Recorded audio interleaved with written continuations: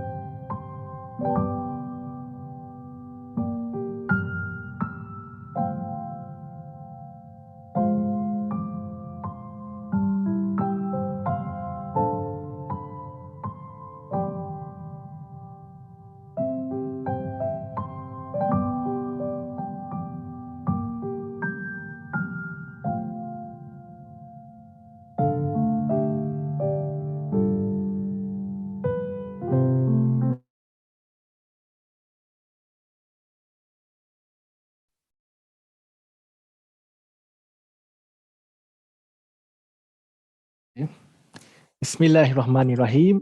Assalamualaikum warahmatullahi wabarakatuh. Salam sahabatku sayang dan selamat petang. Selamat kembali ke webinar Konferen Psikologi dan Kaunseling Perkhidmatan Awam Negeri Sarawak kali yang ke-7 tahun 2021. Para hadirin yang dihormati, sesi petang ini merupakan ceramah yang keempat yang akan bermula sebentar lagi dan akan tamat pada jam 3.30 petang nanti. Jadi para hadirin yang dihormati, sekiranya ada soalan-soalan nanti boleh diajukan di dalam chat box dan akan dijawab pada sesi soal jawab di hujung sesi ceramah nanti. Hadirin yang saya hormati, pada sesi ceramah kali ini kita merasa amat bangga kerana jemputan ceramah kita pada petang ini adalah seorang pakar epidemiologi dari Sarawak Bumi Kenyalang. Dan beliau yang saya maksudkan ialah Datuk Profesor Dr. Awam Burgiba bin Awang Mahmud, pakar epidemiologi di Universiti Malaya UM yang akan menyampaikan ceramah bertajuk Coexisting with COVID-19, Scenario, Roles and Responsibility. Assalamualaikum dan apa khabar kita, Datuk? Waalaikumsalam. Wah, baik. Okey. Alhamdulillah. Okey, dengan ini majlis dengan hormatnya berjumpa Datuk Profesor untuk menyampaikan ceramah beliau. Dipersilakan Datuk Profesor, the webinar is yours. Okey, terima kasih Tuan Muhammad Wajahidin. I will share my screen. Yeah. But I will speak in English for the most part of the seminar, tapi of the webinar. But ada certain concepts yang mungkin I have to speak in BM lah to explain this a little bit in greater detail. But I will entertain questions either in BM or English later on.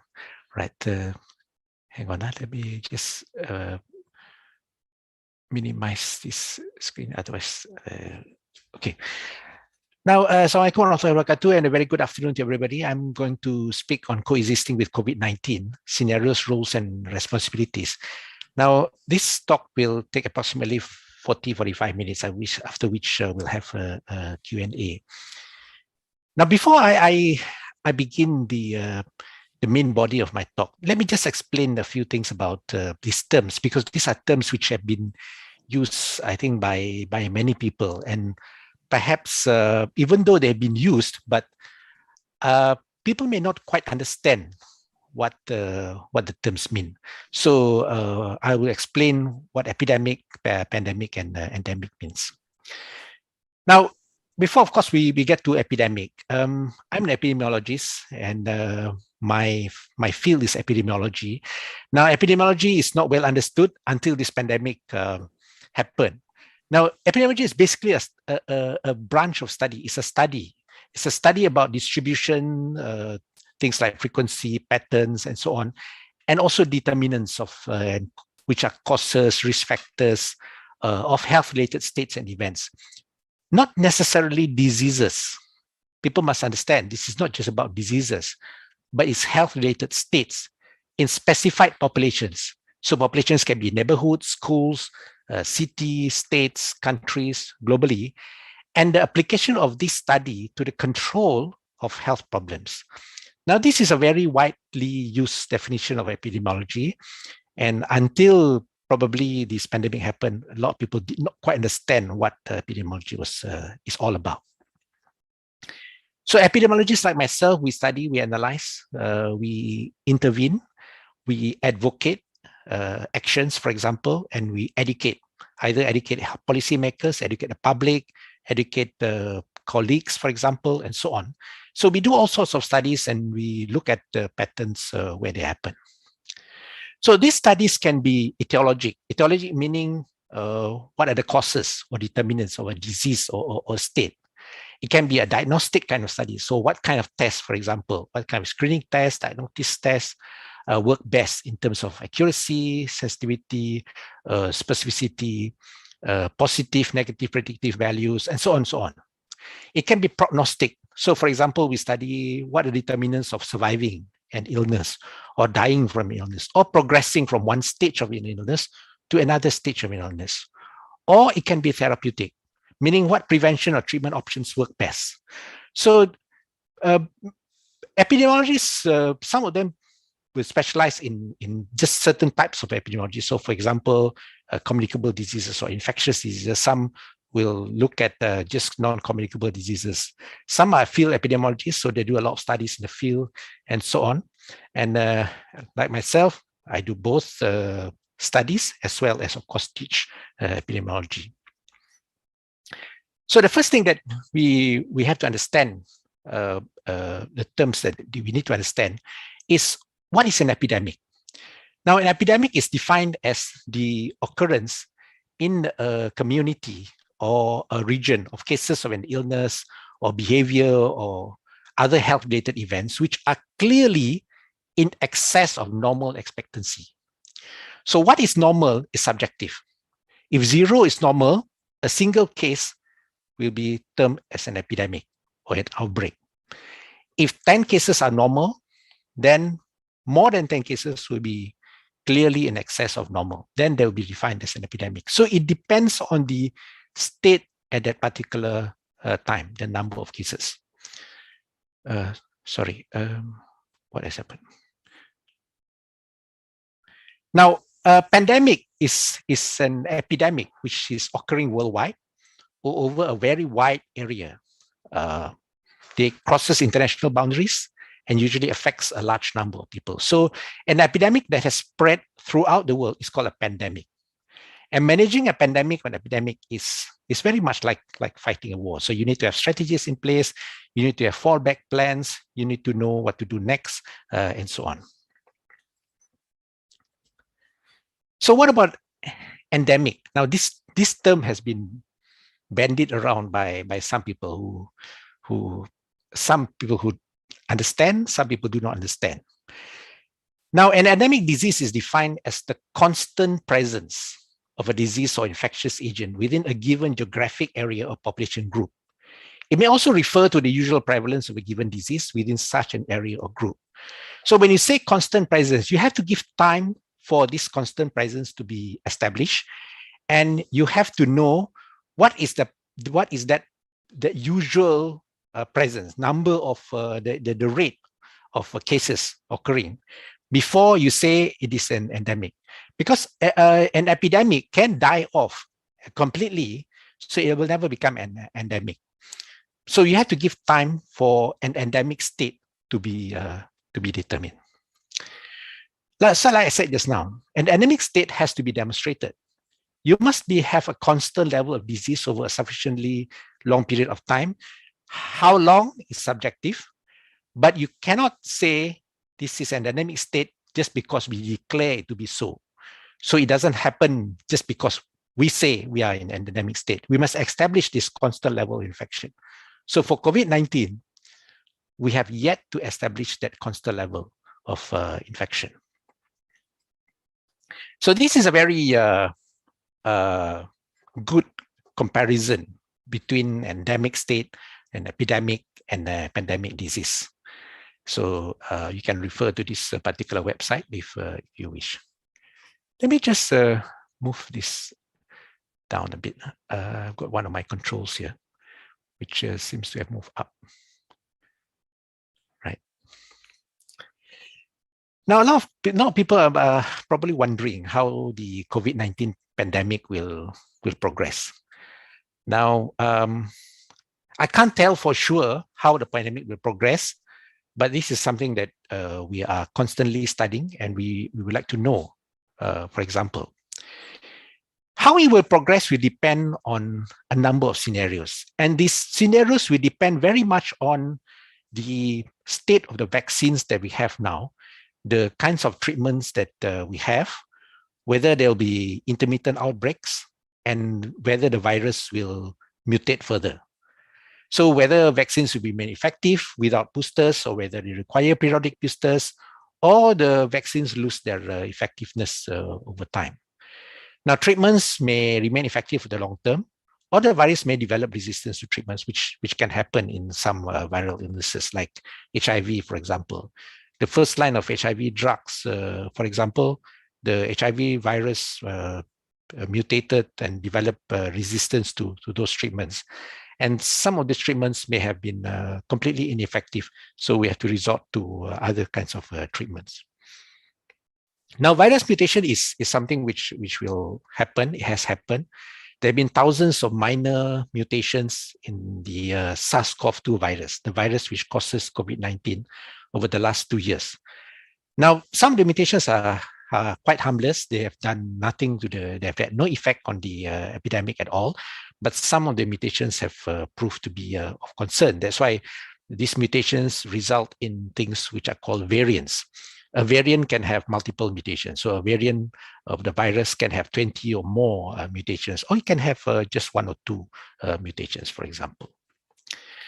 So let me take you through the first scenario. The first possible scenario when the progress of the pandemic is that this is a very ideal scenario where vaccine boosters are not required. That means our body's immunity is long-lasting. Now, a lot of people refer to antibodies when you look at immunity. Antibodies are only part of the immune system's weapons to fight off a disease. More important will be how long the B and the T cell immunity in the body will last, and whether they are long-lasting or not. So to establish this, we require something called vaccine surveillance, and we require this over a long period of time, at least 2-3 years, perhaps. And long-term, we want the effectiveness not just to prevent an infection, for example, but to prevent it being transmitted to others. And this depends very much on the neutralizing antibodies, and as well as the B and T cell immunity. There are various types of antibodies that we have to any particular disease. But the important antibodies that we have are the ones which neutralize the particular virus. So if you're talking about the SARS-CoV-2 virus, then the antibodies must be able to neutralize that particular virus. If it is unable to neutralize the particular virus, then no matter how high the antibodies that you have in your body, it's not going to work.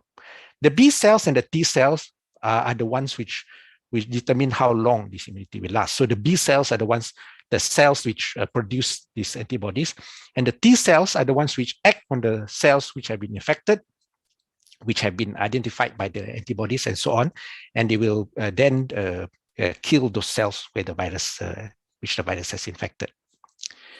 Now that's a very ideal situation where vaccine boosters are not required.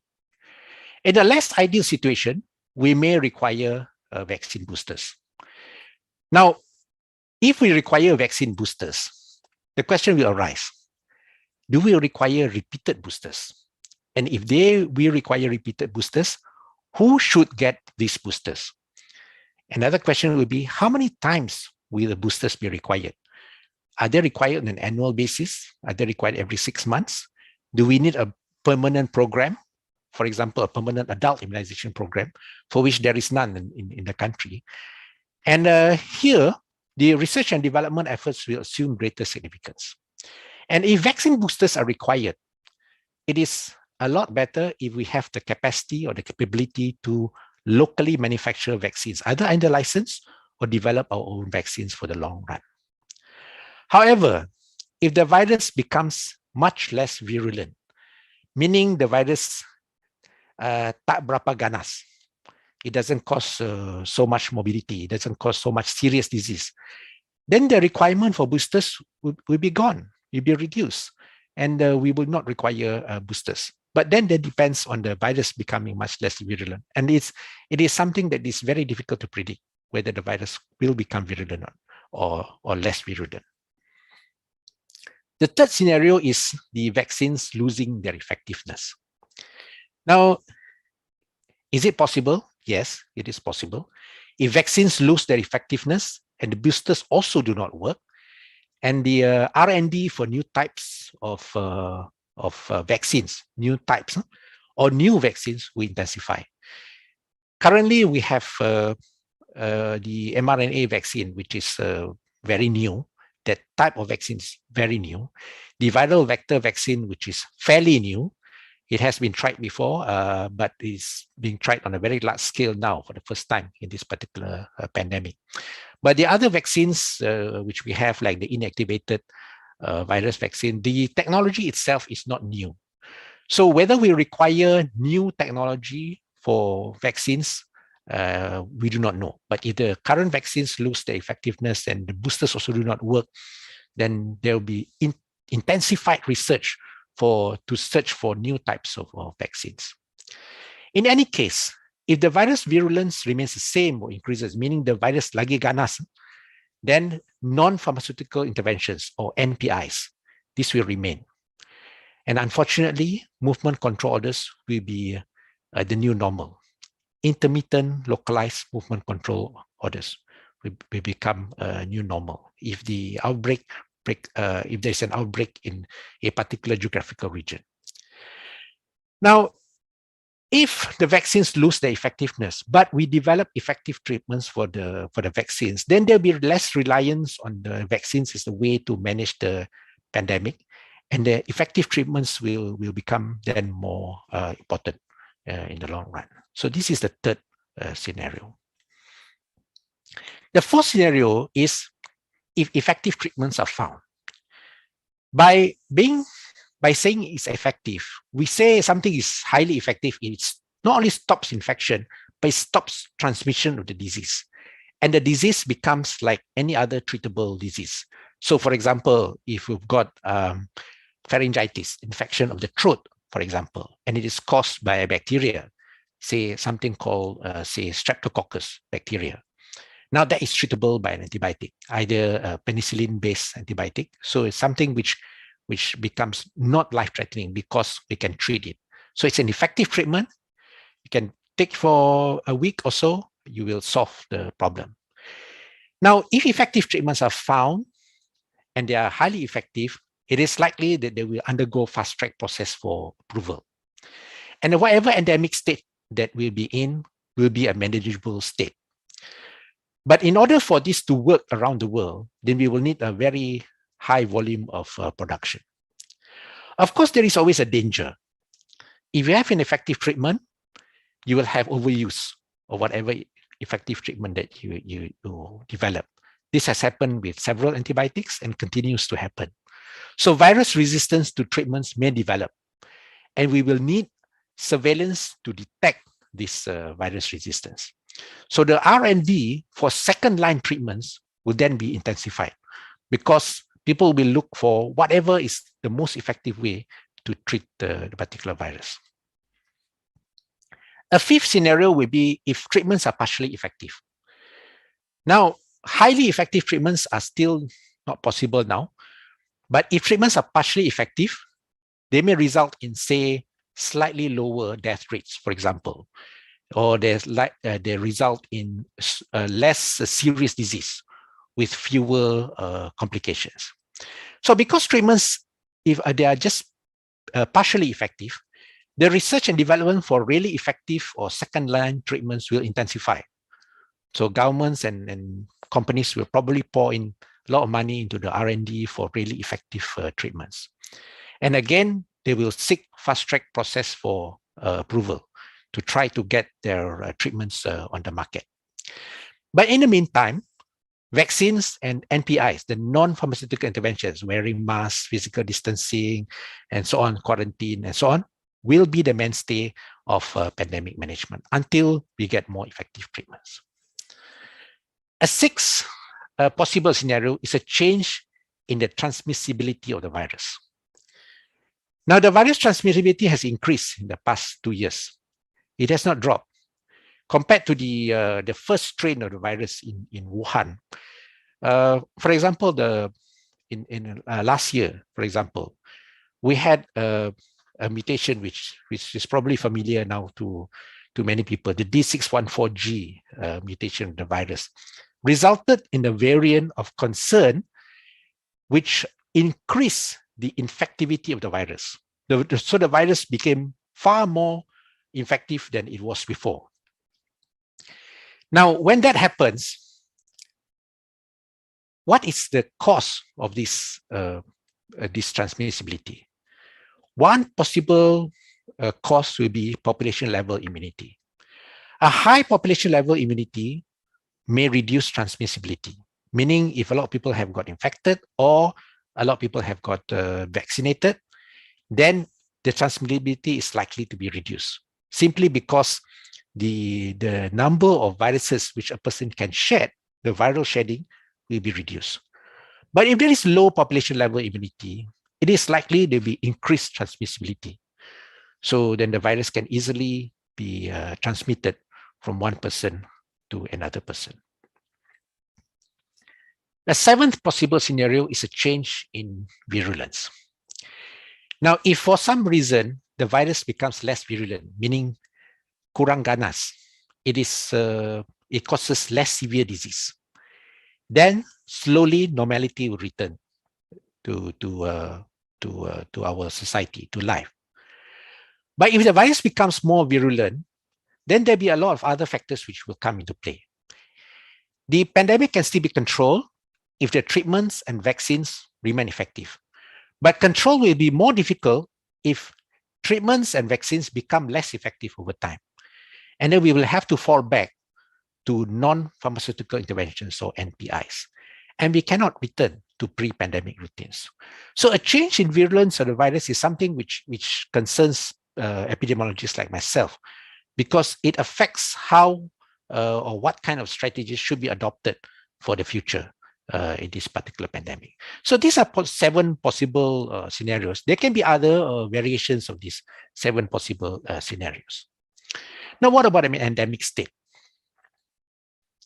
Now, the endemic state must be understood properly. An endemic state can occur with intermittent outbreaks or without intermittent outbreaks. If they occur with intermittent outbreaks, this can be mitigated, meaning the effect can be reduced if we have effective treatments, if we have vaccine boosters, and we have targeted measures, for example, to tackle those outbreaks. So we quickly nip it in the bud we may need non-pharmaceutical interventions for a certain locality, for example. Okay, but generally, endemic state with intermittent outbreaks, you can keep the economy open with minimal disruption, provided you act quickly enough. But if treatments and vaccines prove to be not effective, then generally NPIs will return. Although maybe not completely, not a total lockdown, but NPIs of some sort will be in place. For example, a mask mandate, wearing masks, mandatory to wear masks, for example. Then we may have to make it a compulsory rule that every workplace we must wear masks and so on. But if an endemic state occurs without intermittent outbreaks and the levels are low, normal life can resume.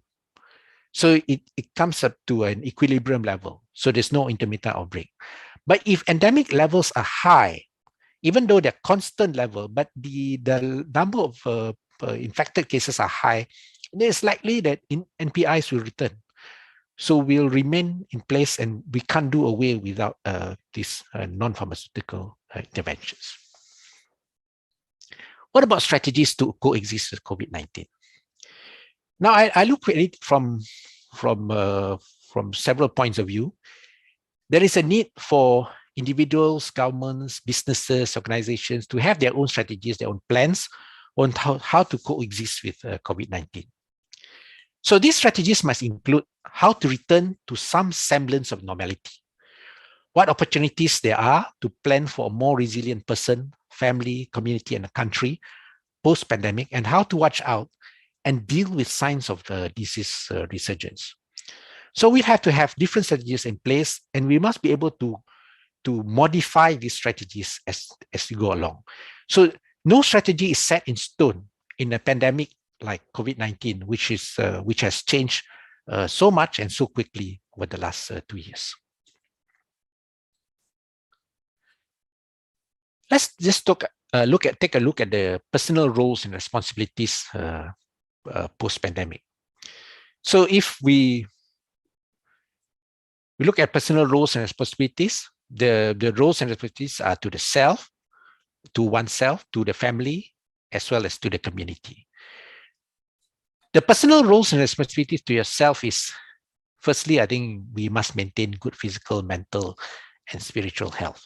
So maintaining body weight as close as possible to the ideal, regular exercise and good nutrition is absolutely essential.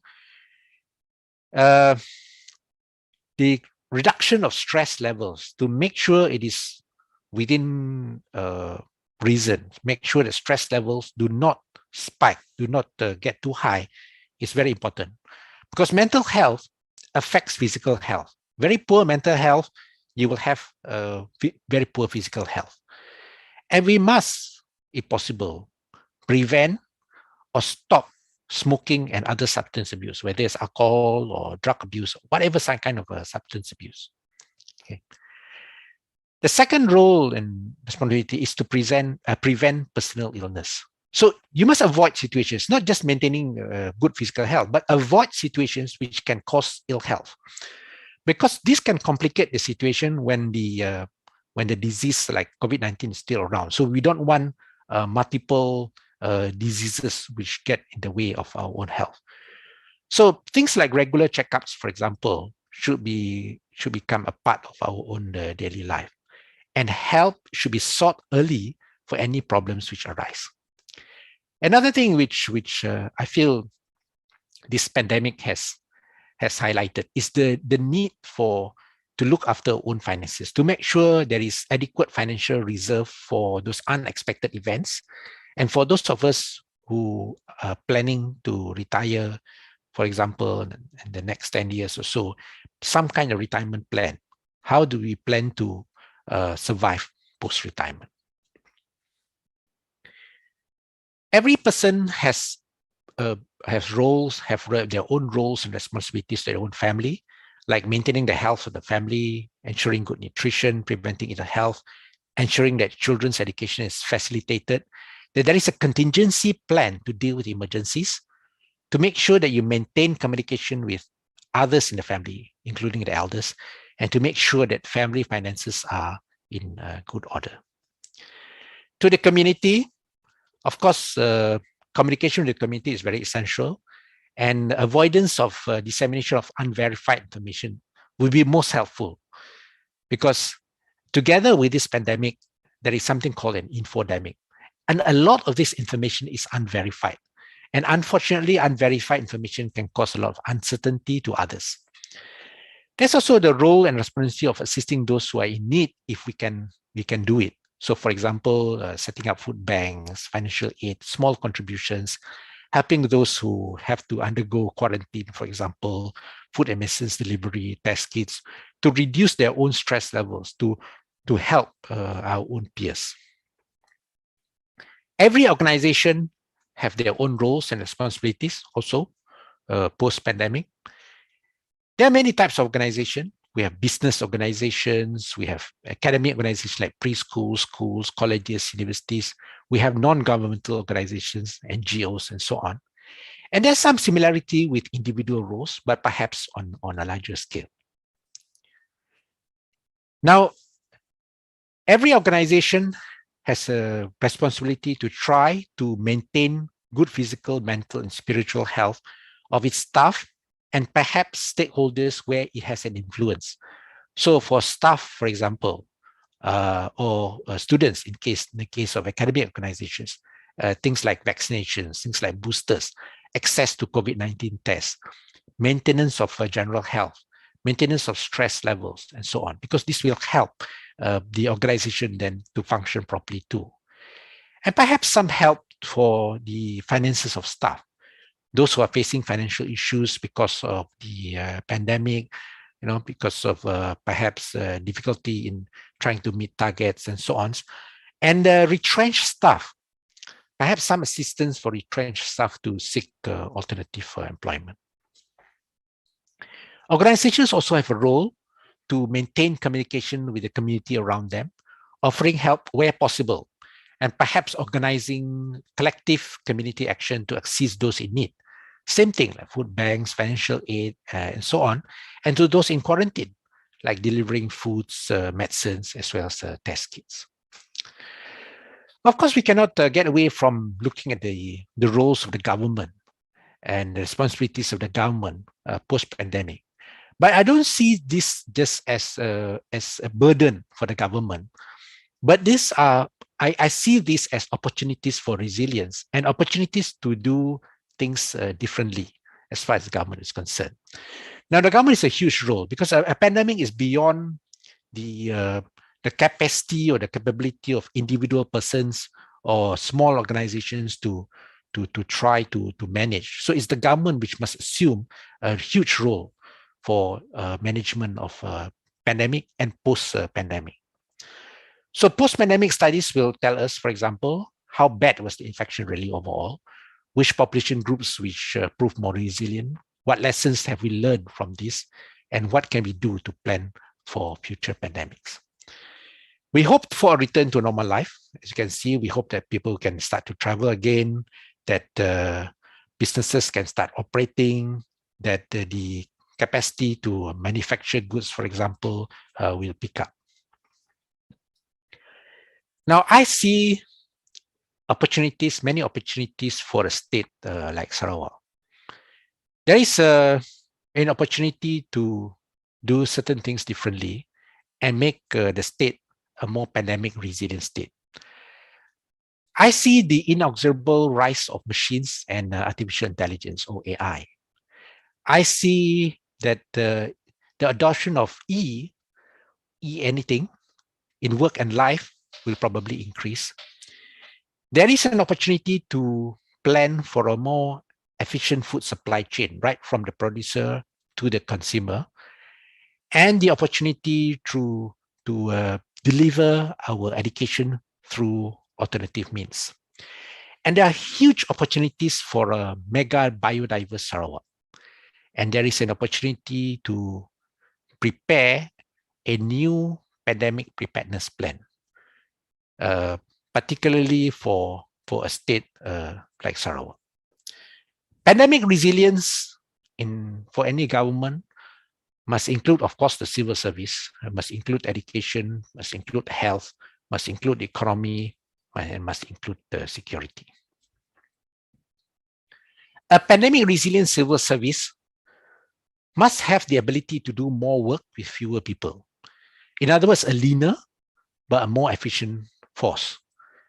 And the usage of ICT, or information and communication technology, and whatever other technologies must be used to the maximum.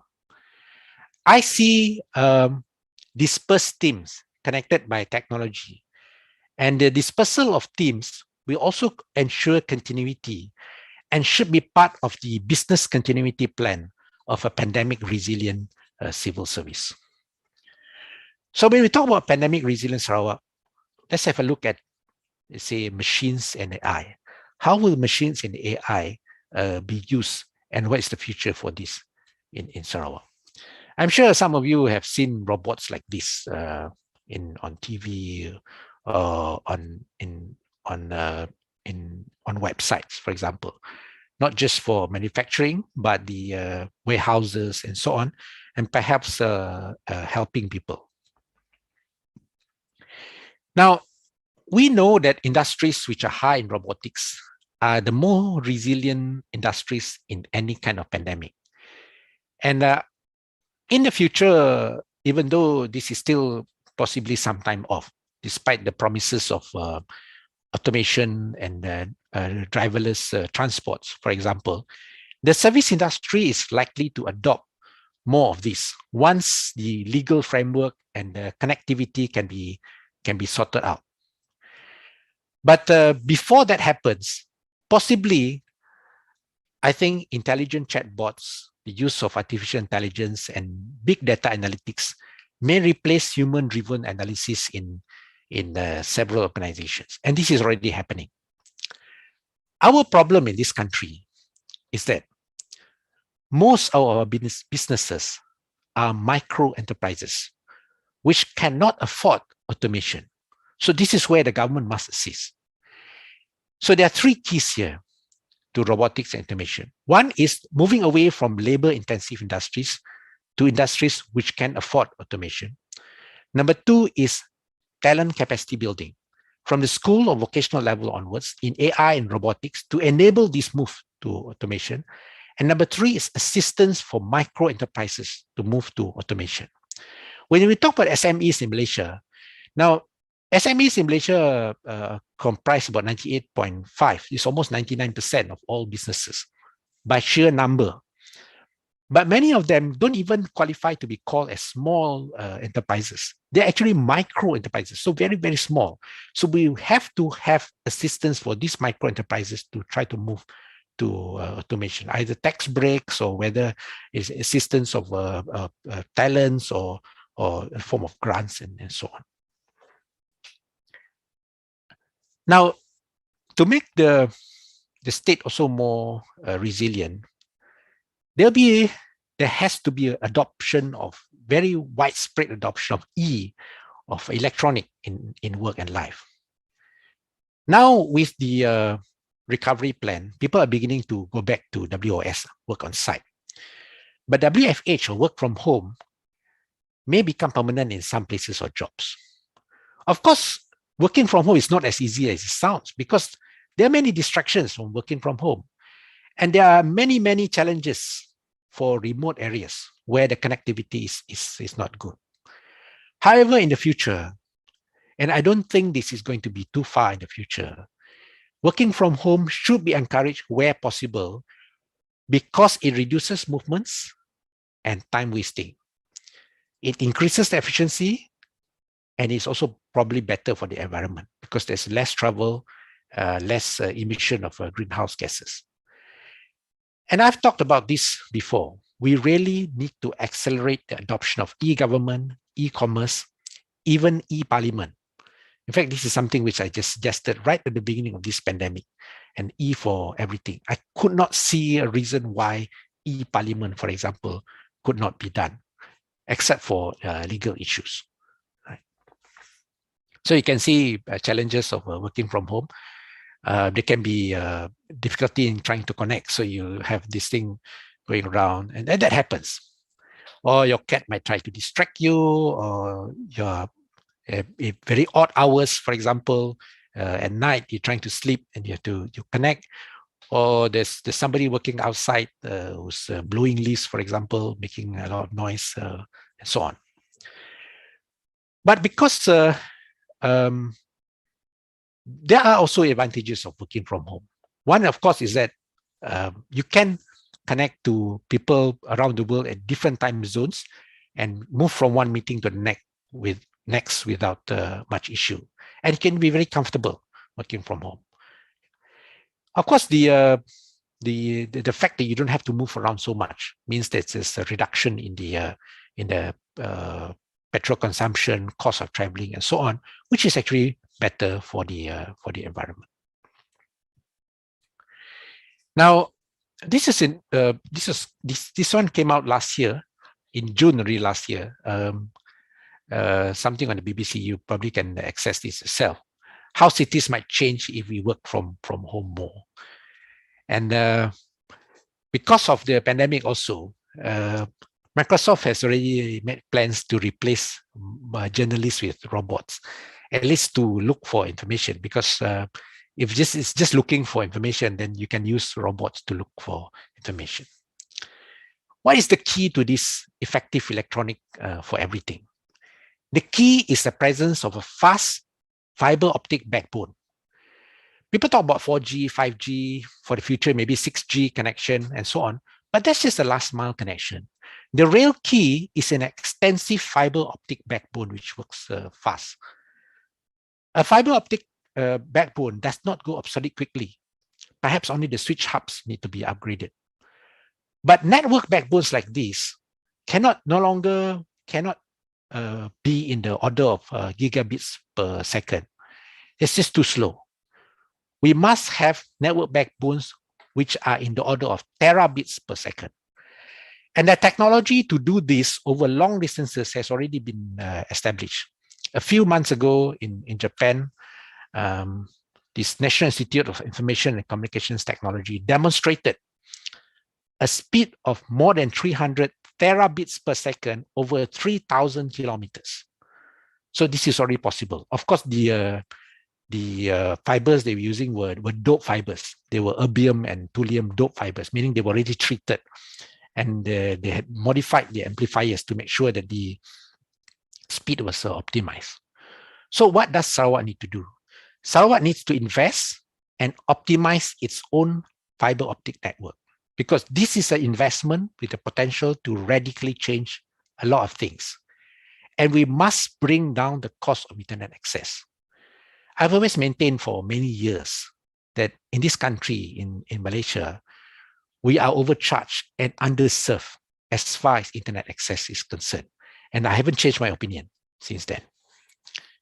In a more pandemic resilient Sarawak also, we will need a more efficient food supply chain. Food security is always a concern during a pandemic because the country itself depends a lot on imported food. So the question will arise, does Sarawak have enough food? Can it feed itself? What alternatives do we have that can be used instead of normal foods? What happens if the farms do not function very well because many of the workers fall sick, for example? What happens if the pandemic causes a disruption in the food supply chain? Because nutrition affects our immune system and our ability to resist infections. So we need to ensure future food security. The nearer the food producing areas are to population centers, the better. And this is something which people might find a bit weird. Where cheap power is available, the use of urban and vertical farming should be considered for the future. Especially if we know that, for example, Indonesia is developing Kalimantan as its future capital. So there is going to be an influx of population just across the border into Indonesia. And there will be a need to supply foods which may not readily be available. So where we have cheap power, we can do urban and vertical farming at a lower cost. So vertical farming will have farms which will go up instead of growing horizontally. So it's a vertically going up. Some plantation crops, for example, oil palm, we know require many migrant workers. That's the same all over Malaysia. And this is a source of concern when workers can fall ill. So replacement of migrant workers with automation should be considered where possible. And it is possible already in some industries. These are just some websites which you can go through how agriculture is being transformed by the use of robots, by the use of drones, for example, and the use of Internet of Things, IoT. Another thing which has to be considered is the delivery of education through alternative means. Now, e-learning was forced on us because of the MCO. But unfortunately, this was not carried out consistently in schools and universities. So as we return to normality, we have the opportunity to optimize a few things. We have the opportunity to optimize blended learning, remote learning, online and distance learning, and micro-credentialing. Getting away from the mindset that you have to undergo a set program within a set amount of time. So the time can be stretched, credentials can be accumulated over time, and then packaged together to become either a degree or a diploma which can be awarded by institutions which collaborate together, for example. So these are just examples of schools, for example, activities which have carried out e-learning. Now, what about scientific opportunities for Sarawak? We have the opportunity now, post-pandemic, to produce our own drugs and vaccines. And this particular pandemic has shown how far behind the whole country is in producing its own drugs and vaccines. Yet, ironically, Malaysia is one of the 17 mega biodiverse countries in the world. And Sarawak accounts for a large portion of this untapped biodiversity. So Sarawak should leverage on this huge untapped potential, and the country should accelerate research into zoonotic diseases. Because many of the pandemics of the past have been zoonotic diseases. Now, zoonotic diseases are diseases where the agents jump from animals to humans. And that has already happened in many times. Avian flu, for example, swine flu, for example, probably COVID-19 also, as we have seen, the Nipah virus outbreak, for example. All these are zoonotic diseases. So zoonotic diseases are likely to increase in the future, and future pandemics will probably result from these zoonotic diseases. Yet we don't have enough research into these zoonotic diseases. So you can see here, 17 mega biodiverse countries in the world, and that's Malaysia. And out of the biodiversity, the glands, just lizards, for example, there are 109 species in Malaysia, and Sarawak has 82 of those species. Snakes, 154 species. Sarawak has 150 of these species. You know, there are 160 species of amphibians in Sarawak. And for mammals, for example, there are 33 species which are just found in Borneo alone out of 185 species in Malaysia, and so on. So we have huge biodiversity. Now, a lot of the antibiotics that has come out in the past have come from studies on biodiversity. Unfortunately, there are not many antiviral agents which exist within nature. It's not something which can easily be found in animals or plants, but we never know until we do a lot more research on this. So to do this, also, we should equip our people with local vaccine research, development, commercialization, innovation, and enterprise into vaccines. But vaccine research and development is a long-term commitment. There are no short-term gains in vaccine research and development. The people, the companies which have responded very quickly in this particular pandemic, for example, Pfizer, AstraZeneca, Moderna, and so on. That's because they have a long history of developing these vaccines. So they're using the technologies which they've researched for many, many years and just brought it to market, whatever product that they were designing.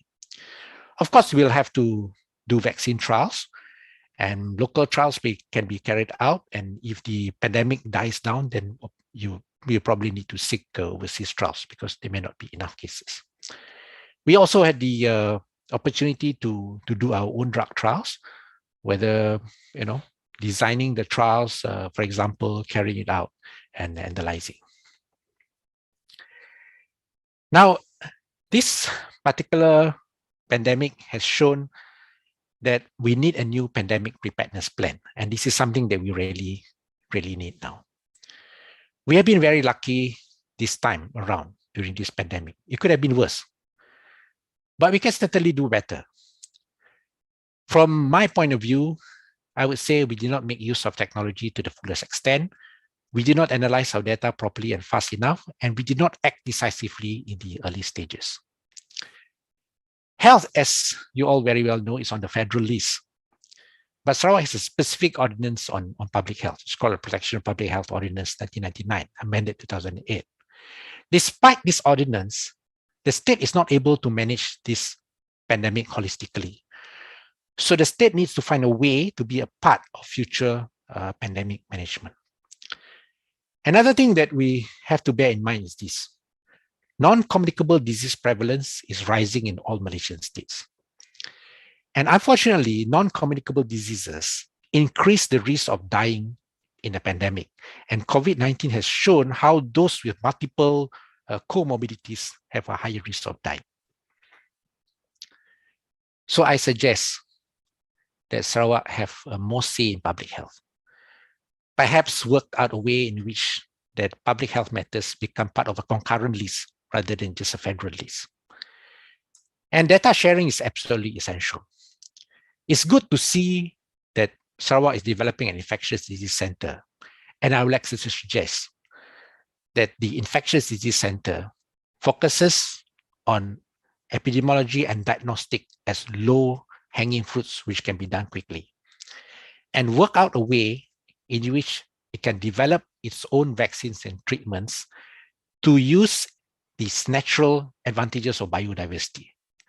Now, this will take time and money to build up, but the returns are enormous if done correctly. So this is just what do you call it? The news flash about the infectious disease center, which was announced. What are the risks of failing? If we fail to adapt and innovate, then risks will emerge. We will not be resilient.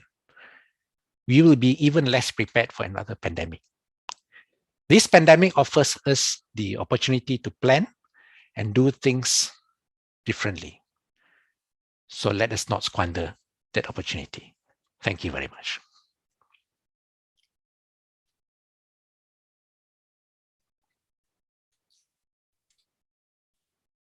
Ya, terima kasih diucapkan kepada Datuk Profesor di atas perkongsian beliau yang amat menarik sebentar tadi.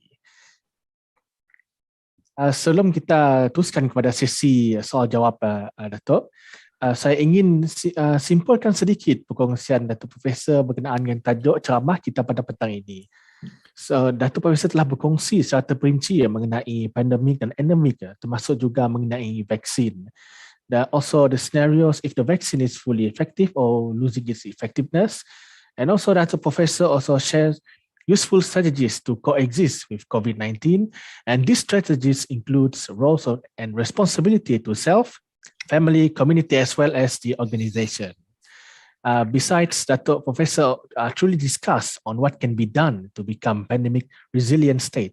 As Datuk Professor mentioned, we need to widely adopt electronic in work and life. Okey, Datuk Professor, kita teruskan dengan sesi soal jawab. Soalan yang pertama dari itu Puan Nur Akilah Osman. Soalannya adalah, third dose booster is now available to those more than 60 years and more than 18 years old with chronic illness. For myself, I am currently participating in the study to determine the protective antibody level after vaccination. Is it best to wait for the result of the study before opting for third dose? Right. Okay. I'm assuming that Puan Nur Akila has already got 2 doses. She's already been vaccinated twice, and she is in this study to see whether the antibodies levels wane over time. Now, I don't know what vaccine she has got, but I assume it's a 2-dose vaccine. It's not one of the CanSino or Johnson & Johnson, right? Okay. There are a few things which need to be studied. It's not just the antibody levels which wane over time, but whether the B cell, the memory cells, the B cells, and the T cell immunity also have declined over time. If they have not declined over time, then it is not necessary to get a third dose yet. Not necessary. So if they have shown a steep decline, then a third dose is probably necessary to try to boost this. Okay. Now, there have already been studies on the different types of vaccines. There are vaccines like inactivated virus vaccine. We are talking about Sinopharm, Sinovac, where the antibody levels decline very rapidly after even the second dose. So that's why the government has shortened the period for Sinovac recipients to get the third dose. So instead of waiting 6 months, they get it 3 months. So those who are over 60 and those with comorbidities. So like I said, if she knows the results of the study that she's participating in, it'd be wise to know the results before she gets the third dose. If she does not qualify, so for example, she's not elderly, she's not exposed to the virus on a daily basis. If she's exposed to the virus on a daily basis, so for example, she's a frontline healthcare worker, then the chance of infection is very high.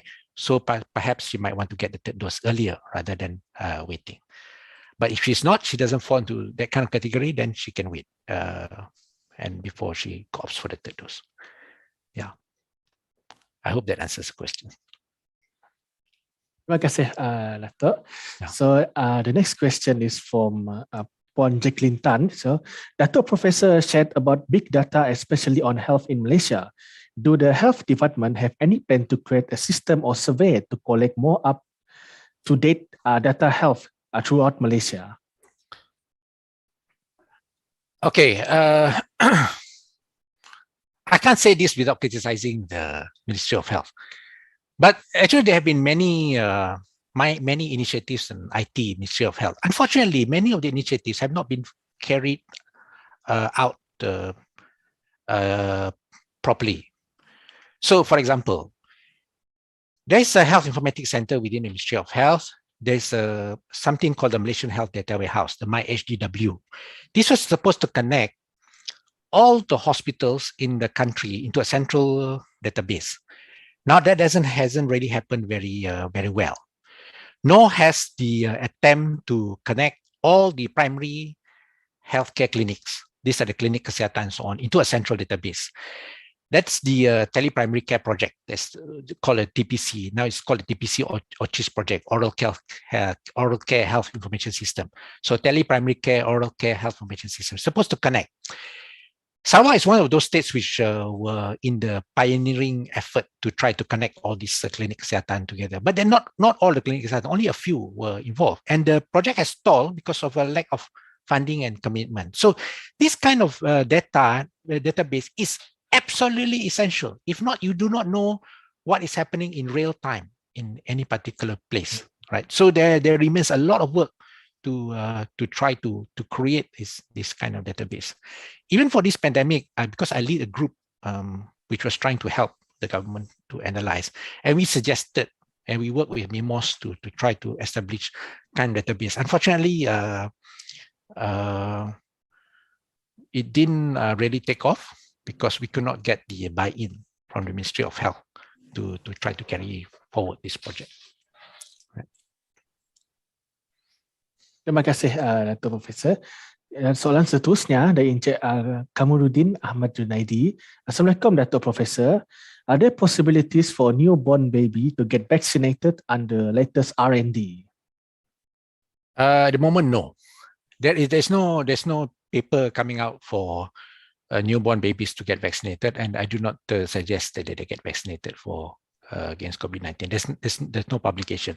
There are already trials which look at the vaccination of 3 years and above, 3-year-old children and older children. We know that some vaccines have been approved for up to 12 years old. Below 12 years old, no vaccine in nature has been yet to be approved, because I think there's not enough data coming out from the R&D yet. So newborn babies, no. At the moment, there's no data there's no published data, published study which has said that we should give, and I don't think we should just simply give. In future, probably, maybe, we do not know yet. Right. Thank you very much, Dato'. So the next question is from Ponje Clinton. As a parent, I am worried about children below 12 years old who not yet to get vaccine. What is your opinion on the risk of children being given vaccine or not to be given vaccine? Under 12 years, like I said, between 3 to 12, there are already studies which are ongoing. I have not really come across a published phase 3 trial recommending vaccination between 3 to 12 years old. Although some companies have said they have finished their studies. For example, I think some Chinese companies have said that they were studying between 3 to 12. So until that data is forthcoming, I think probably we'll hold on the vaccination yet, because we have to see the risk benefit of giving vaccination for children under 12. In time, maybe, but at the moment, the risk of children under 12 getting severe COVID is still very low. The risk of them dying from COVID-19 is also still very low. But we will have to see in the future. Probably do a risk-benefit analysis. Right. Very much, Dato'. Yeah. So, proceeding to the next question from Encik Abang Rashid Abang Tazali. In your opinion, Dato', what is success factor during COVID-19 pandemic in this state? I think in the second wave, I think Sarawak was not badly hit, simply because I think the immigration control was quite tight, and the state exercised the immigration, the prerogative to control movements through immigration control. So that worked. With the Delta variant, all you needed was somebody to seed the infections, to bring in the Delta variant, and the one will spread. So that's why the acceleration of vaccination helped to bring down the infections in Sarawak. But I think that there's some concern that there's a declining level of population immunity in Sarawak. That's why Sarawak is the first state to propose boosters, for example, for vulnerable groups in the population. People who are older than 60, for example, people with multiple diseases like diabetes, hypertension, asthma, and so on, to be given priority. So so the success of the vaccination has helped bring down some of the infections. And I have to credit some of this success to the determination of the state government, which used non-digital means to try to get people to register and get vaccinated, rather than relying simply on just on MySejahtera, for example, which was not a very good idea anyway for people who are living in far away and where internet access is quite difficult. Okay, but we should not rest on our laurels, because there's still a lot to be done in Sarawak. So I hope that the zero surveillance studies which the Infectious Disease Center is carrying out will tell us how good that population level immunity is, and how the state can move forward. Very much, Dato'. Yeah. So next question from Encik Lim Chin Ping.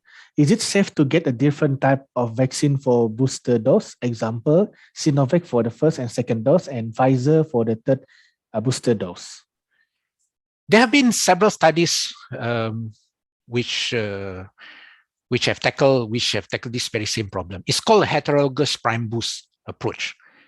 It can be first dose one vaccine, second dose a different vaccine. There has never been a third dose with an entirely different vaccine. But certainly, first 2 doses, say with Sinovac, followed by Pfizer, it has proven to be safe. And these studies have been carried out in the UK as well as Spain. The UK does not use Sinovac, but it has used AstraZeneca and followed by Pfizer. So, for example, China itself is already studying Sinovac followed by the possibility of mRNA vaccine following the inactivated virus vaccine like Sinovac. So, if you ask me whether it's safe, yes, I think inshallah it should be safe.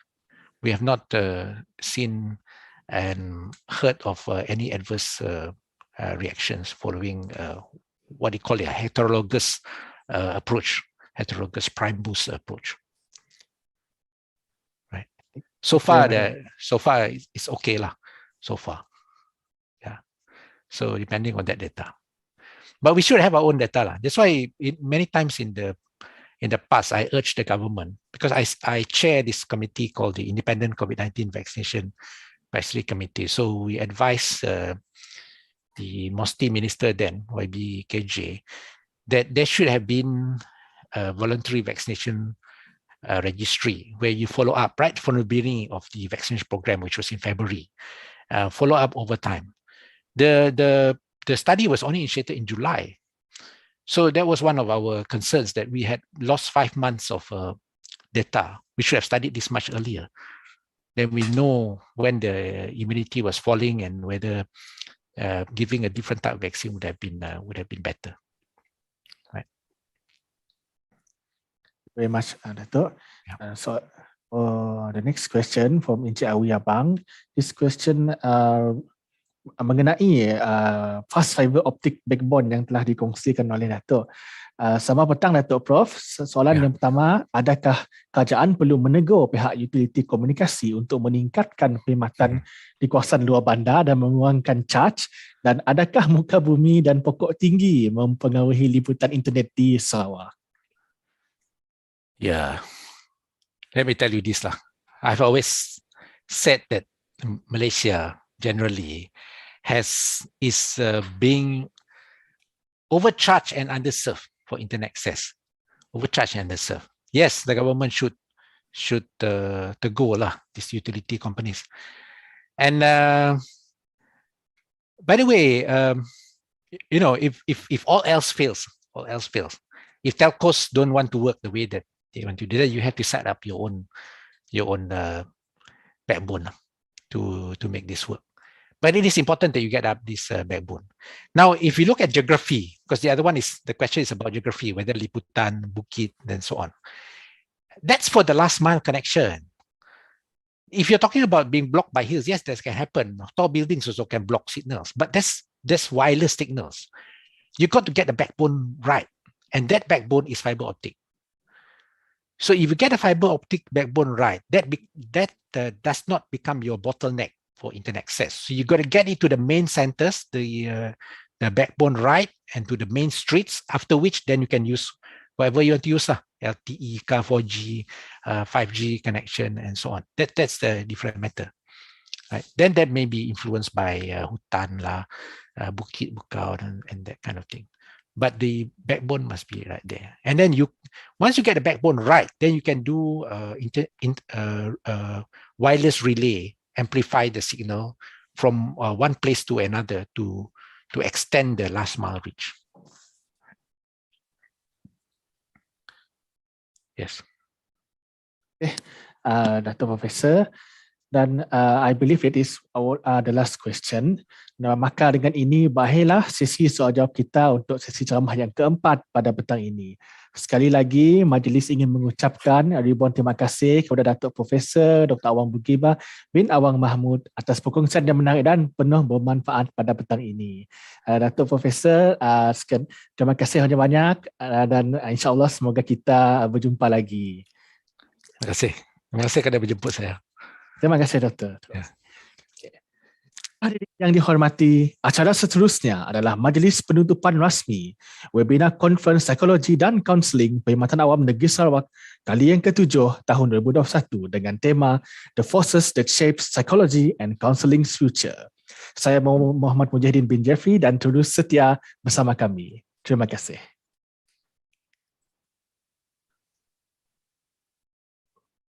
Recording stopped. Recording in progress.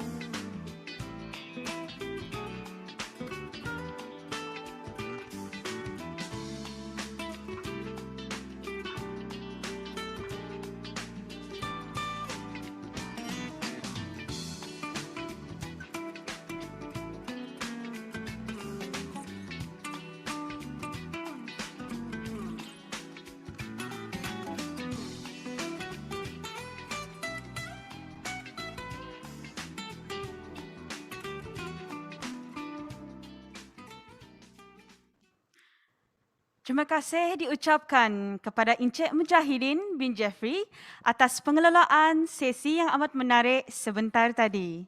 Kini tibalah masa untuk majlis penutupan rasmi Konferen Psikologi dan Kaunseling Perkhidmatan Awam Negeri Sarawak kali ke-7 tahun 2021. Para hadirin diminta bersedia kerana majlis akan dimulakan sebentar lagi. Sebelum kita memulakan majlis, ingin saya memaklumkan bahawa di akhir majlis ini diminta kerjasama yang berbahagia datuk-datuk, tuan-tuan dan puan-puan untuk mengisi borang keberkesanan agar memudahkan pihak kami bagi memantau keberkesanan konferens ini secara menyeluruh. Ingin dimaklumkan juga kepada kaunselor bahawa bagi konferens ini, Lembaga Kaunselor Malaysia telah memberikan 4 mata CPD, manakala bagi peserta PANS, anda diminta untuk mengemas kini jam latihan dalam JAMS sebanyak 12 jam. Mengumumkan ketibaan yang berbahagia Datuk Dr. Sabara Putit selaku Timbalan Setiausaha Kerajaan Negeri Sarawak, Transformasi Prestasi dan Penyampaian Perkhidmatan diiringi pemangku pengarah Unit Sumber Manusia Negeri dan Ketua Bahagian Sokongan Pekerja merangkap pengerusi Jawatan Kuasa Pengelola.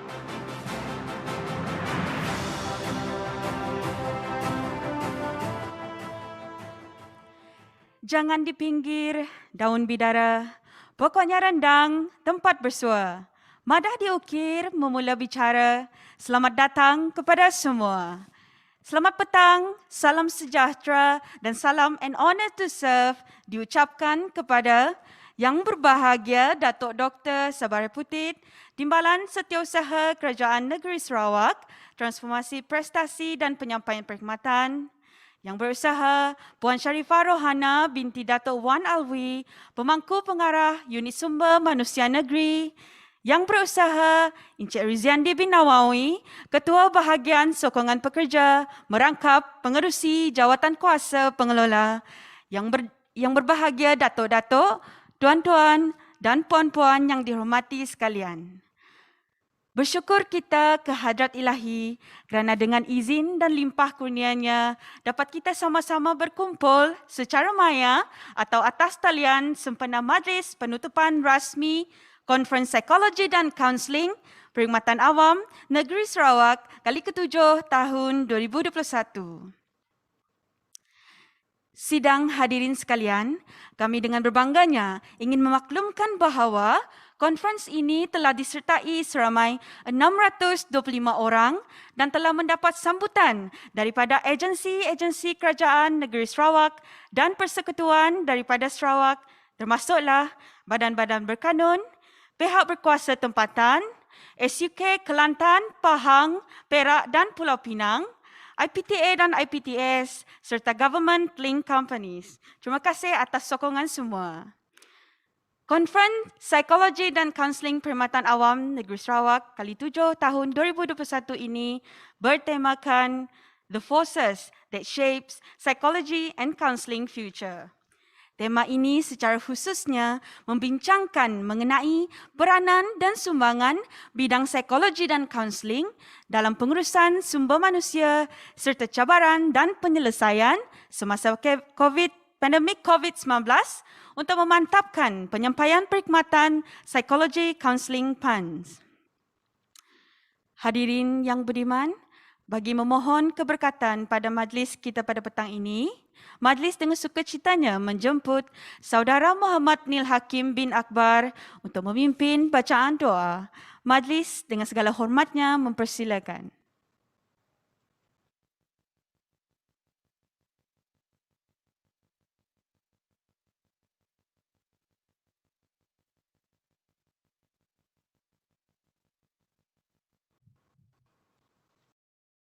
Assalamualaikum warahmatullahi wabarakatuh.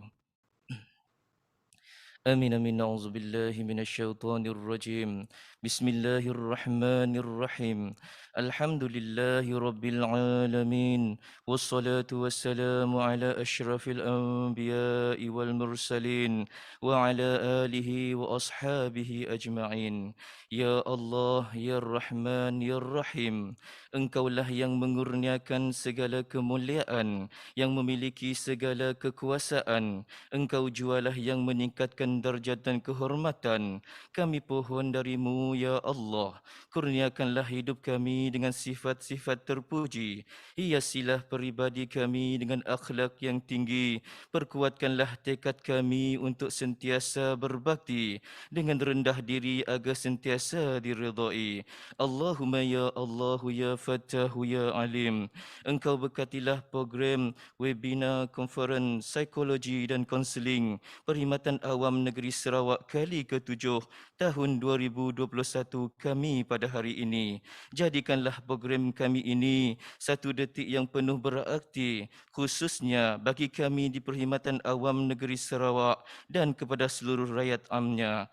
Allahumma ya Allah ya Zal Jalali wal Ikram. Subuhkanlah di jiwa kami rasa taat setia kepada pemimpin kami. Perkuatkanlah semangat dan azam kami semua untuk menambur bakti kepada agama, bangsa dan Ibu Pertiwi. Ya Allah, jadikanlah pertemuan ini satu pertemuan yang diridai, satu pertemuan yang dirahmati, dan jadikanlah perpisahan kami selepas ini satu perpisahan yang diberkati dan dilindungi. Wassallallahu ala sayyidina Muhammad wa ala alihi wa sahbihi wasallam. Subhana rabbika rabbil izzati amma yasifun. Wassalamun ala al-mursalin walhamdulillahi rabbil alamin. Qallallahu minkum.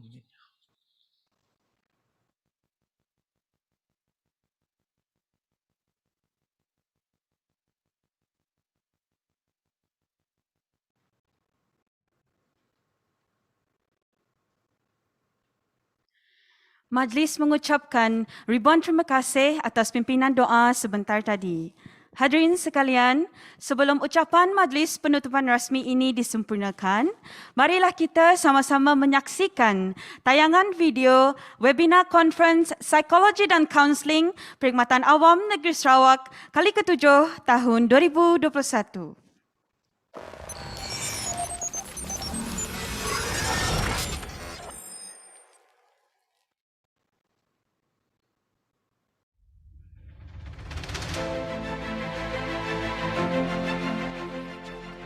Dua kes baru 2019 novel coronavirus dilaporkan. Dan untuk itu kerajaan memutuskan untuk melaksanakan Perintah Kawalan Pergerakan. Sarawak telah mula melaksanakan Perintah Kawalan Pergerakan Bersyarat PKPB dengan SOP yang telah ditetapkan.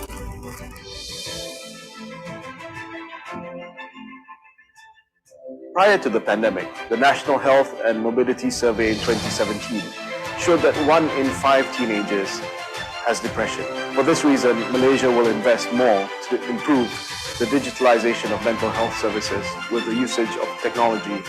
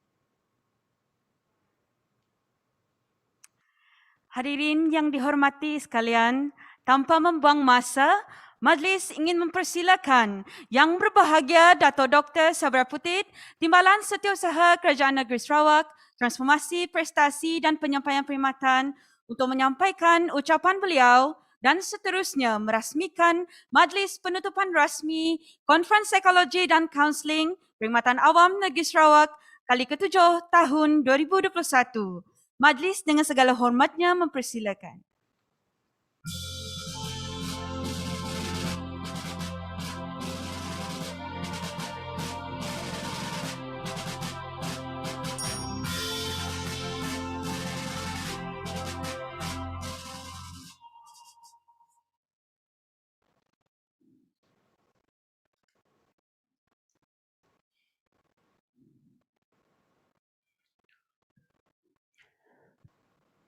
Terima kasih saudara pengerusi majlis, Puan Nancy.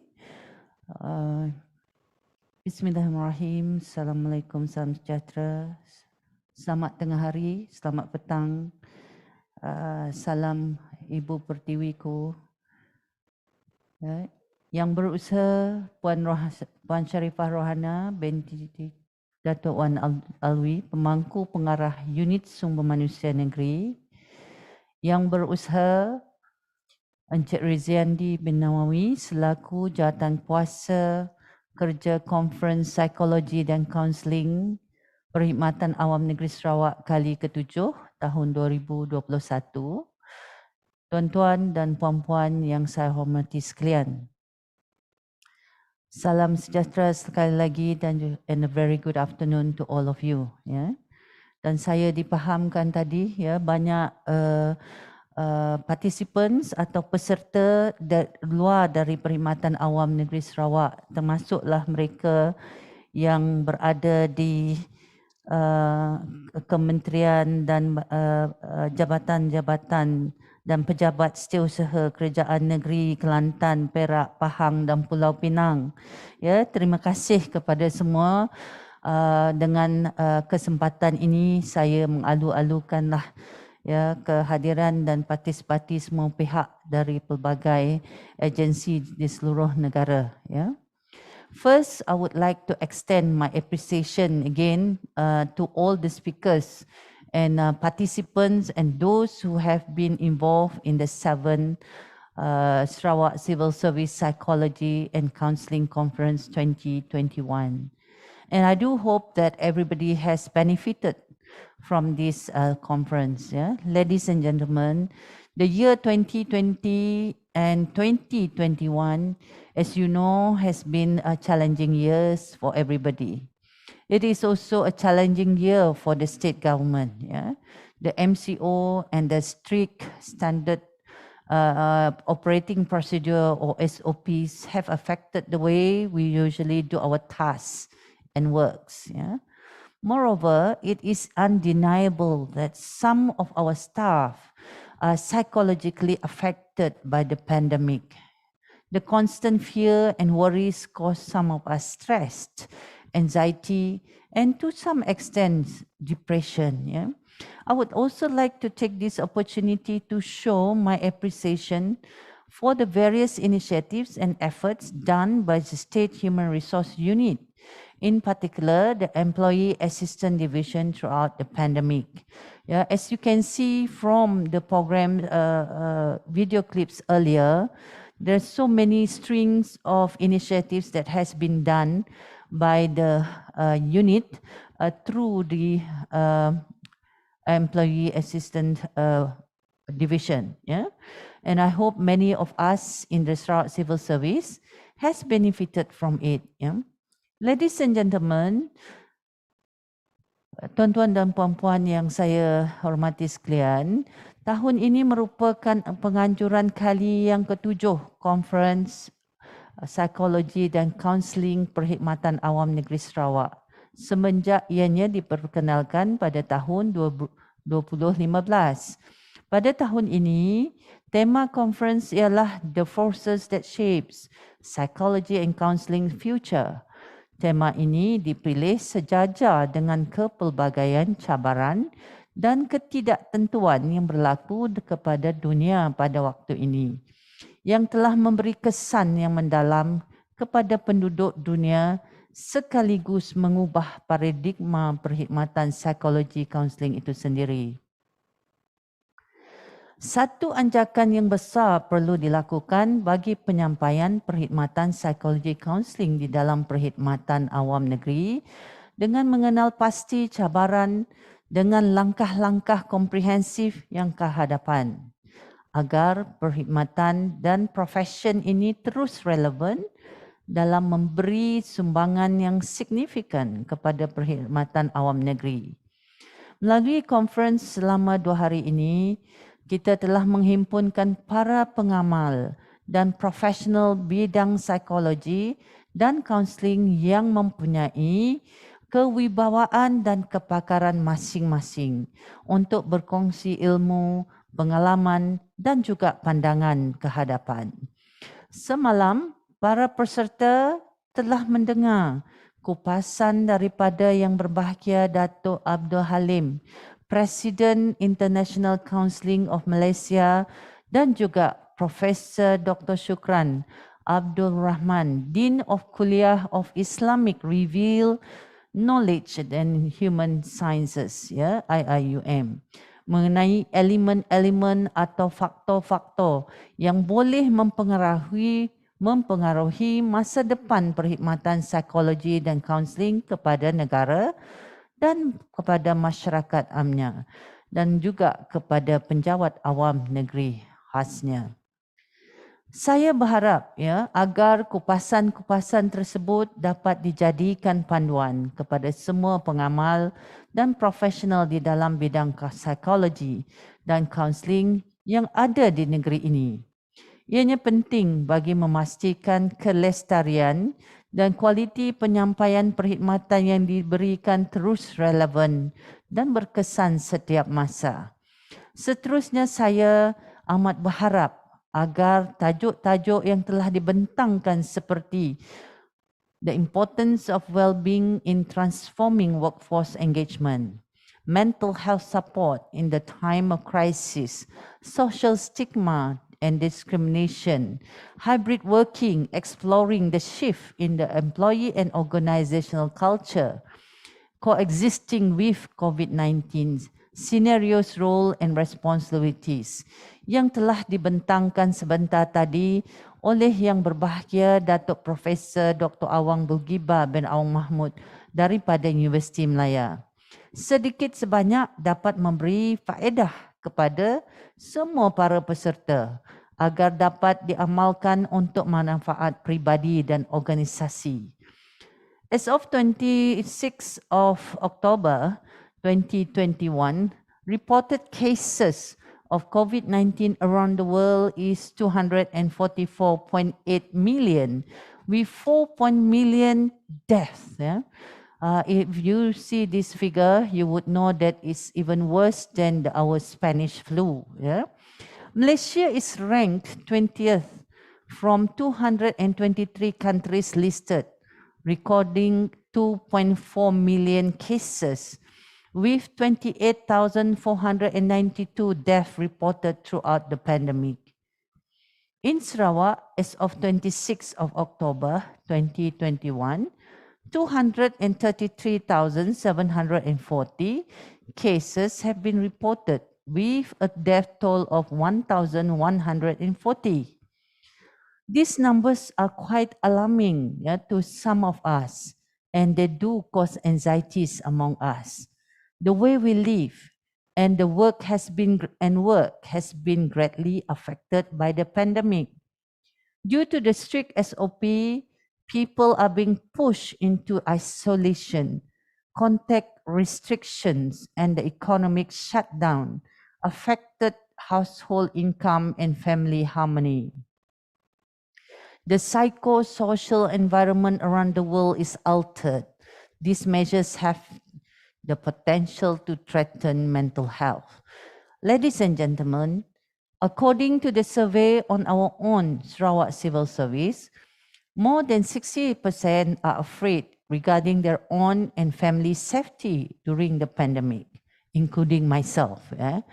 And more than 50% worry about the contaminations of the viruses on the surfaces, such as doorknobs, elevator button, and workspace.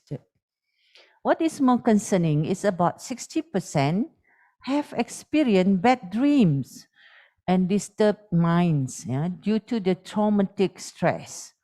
Fortunately, from the 1,358 respondents, almost 90% possess a proactive approach to handling stress.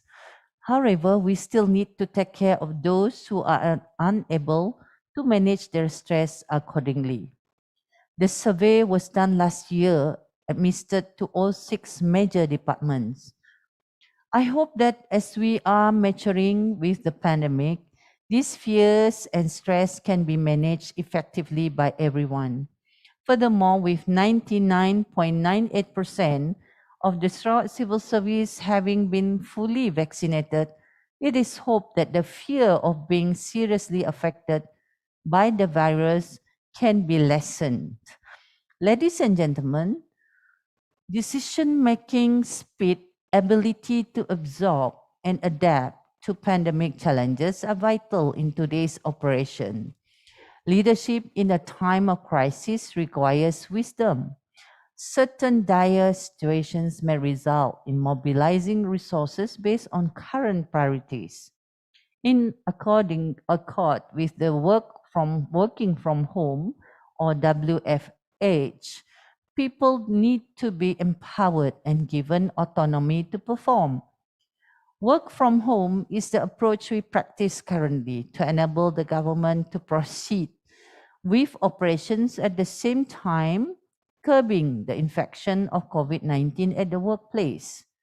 Consistent with research and studies done, well-being has been proven to have a link with higher employees' engagement and productivity. Thus, I would like to take this opportunity to urge more initiatives of sustaining and maintaining the Sarawak civil service well-being to be implemented. It is high time for us to have our own Sarawak civil service well-being policy and guidelines and action plan to be materialized. With that, it is foreseen that the current well-being team should be strengthened. I hope that the focus will be placed on civil service well-being.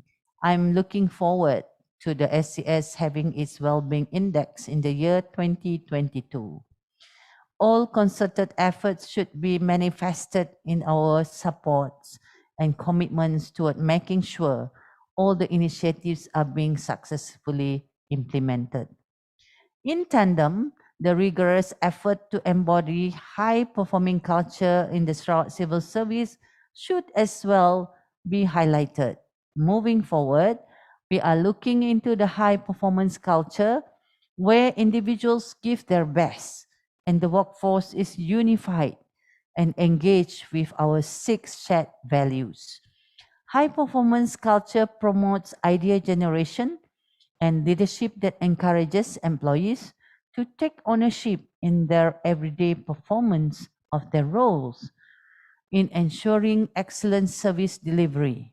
High-performing culture is to be practiced and cherished by every level of civil service workforce and not only leaders. As we are looking to sustain the culture towards achieving our vision, which is the world-class civil service. There is no one-size-fits-all approach when it comes to building a workplace culture. However, understanding the common characteristics of high-performance culture can help guide an organization's leadership. We are looking forward to SCS having shared mission and goals, employee empowerment, having continuous learning and development, encouraging open communication and collaboration, adopting agility and security, and lastly, drive effective performance management. With the managing of culture change, which is currently developing SCS value index, in which is to be fully implemented in the year 2022.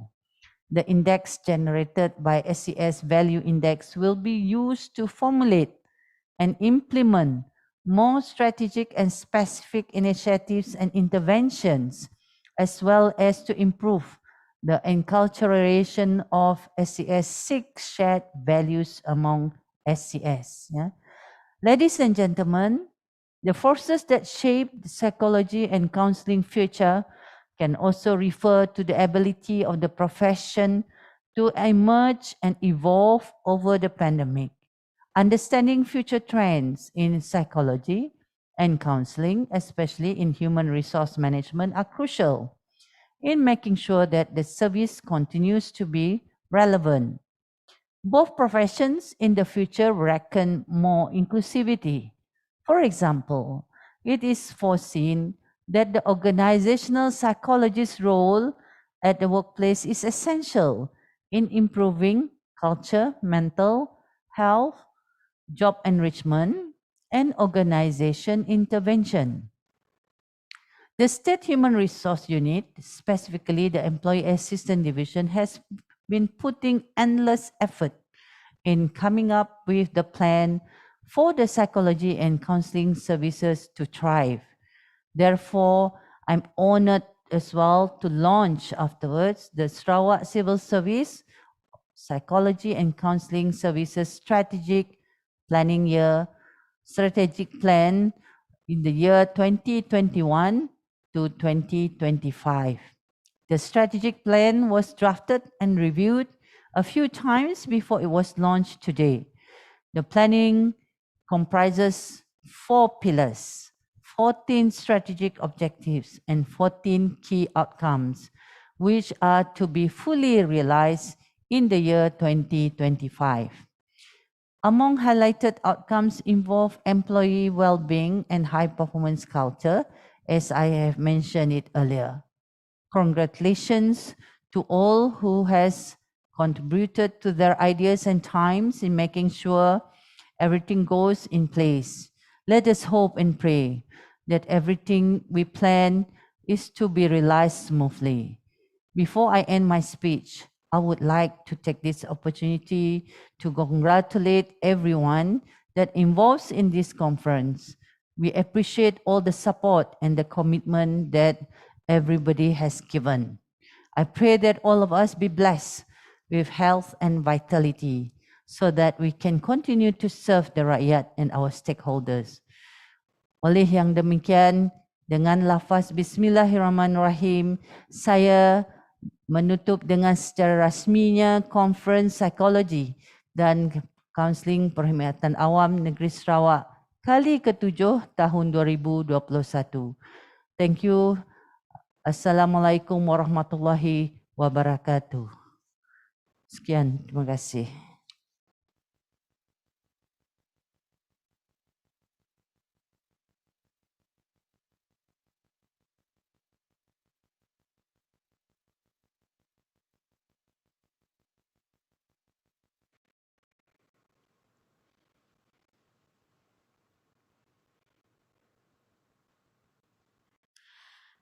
Majlis mengucapkan setinggi-tinggi penghargaan dan terima kasih kepada Yang Berbahagia Datuk Dr. Sabara Putit atas kesediaan menyampaikan ucapan sebentar tadi. Semoga amanat beliau tadi akan menjadi panduan buat kita semua pada masa akan datang. Sidang hadirin sekalian, majlis diteruskan lagi dengan upacara pelancaran pelan strategik Perkhidmatan Psikologi dan Kaunseling Perkhidmatan Awam Negeri Sarawak bagi tahun 2021 sehingga 2025. Dengan itu, majlis dengan segala hormatnya menjemput Yang Berbahagia Datuk Dr. Sabara Putit, Timbalan Setiausaha Kerajaan Negeri Sarawak, Transformasi Prestasi dan Penyampaian Perkhidmatan diiringi Puan Sharifah Rohana binti Datuk Wan Alwi, Pemangku Pengarah Unit Sumber Manusia Negeri bersama Encik Riziandi bin Nawawi, Ketua Bahagian Sokongan Pekerja merangkap pengerusi jawatan kuasa pengelola untuk bersama-sama berdiri bagi upacara pelancaran Pelan Strategik Psikologi dan Kaunseling Perkhidmatan Awam Negeri Sarawak. Dipersilakan.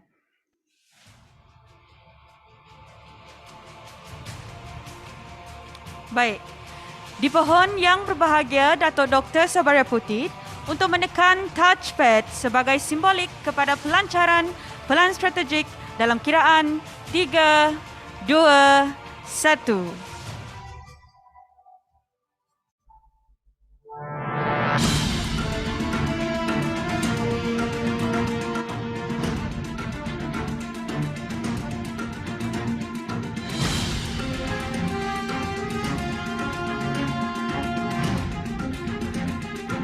The strategic plan aspired to be psychologically excellent human capital, where by the year 2025, we want all Sarawak civil service to be mentally and emotionally fit for the job, to be internally resilient, and to perform at their best in adapting to an ever-changing VUCA world.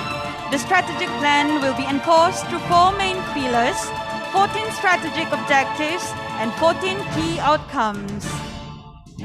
Dengan itu, marilah kita sama-sama menyaksikan tayangan video kandungan Pelan Strategik Psikologi dan Kaunseling Perkhidmatan Awam Negeri Sarawak tahun 2021 sehingga 2025.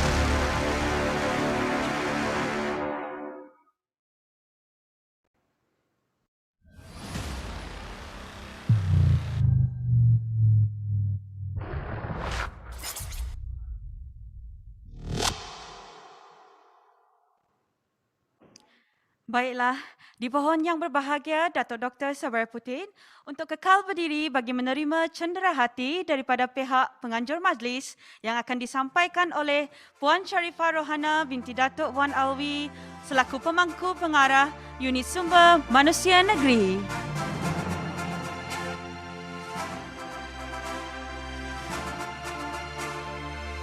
Baik, majlis mengucapkan jutaan terima kasih kepada yang berbahagia Dato' Dr. Sabaria Putit atas kesudian merasmikan majlis kita pada petang ini, dan majlis dengan itu menjemput yang berbahagia Dato' untuk beransur ke bilik VIP bagi jamuan ringan diiringi oleh pemangku pengarah serta pengerusi jawatan kuasa pengelola.